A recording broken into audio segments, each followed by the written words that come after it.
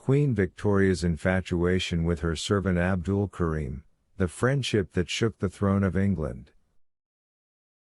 In British history, few stories have sparked as much controversy as the relationship between Queen Victoria and her Indian servant Abdul Karim. Some described it as a genuine friendship, while others saw it as a breach of strict royal traditions.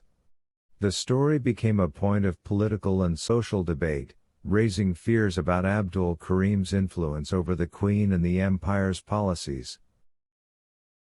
Abdul Karim was born in Agra, India, in 1863. His father was a humble doctor working in British prisons.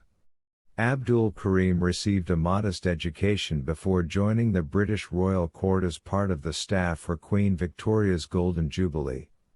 At that moment, he had no idea his life was about to change dramatically. In 1887, Abdul Karim met Queen Victoria for the first time during her Golden Jubilee celebrations. He was among several Indian servants selected to represent India. The Queen took a particular interest in him due to his culture and unique personality. He quickly became a part of her daily life. Over time, the Queen granted him the title Monarchy, a term used for a teacher. Abdul Karim began teaching her Urdu and introducing her to aspects of Indian culture. These lessons left a mark on the Queen, who wrote in her diaries about her admiration for his language and character. The Queen's relationship with Abdul Karim caused outrage within the royal court.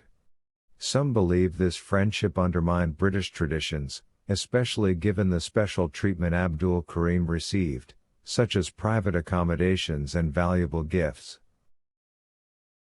The relationship wasn't just personal, it raised political questions.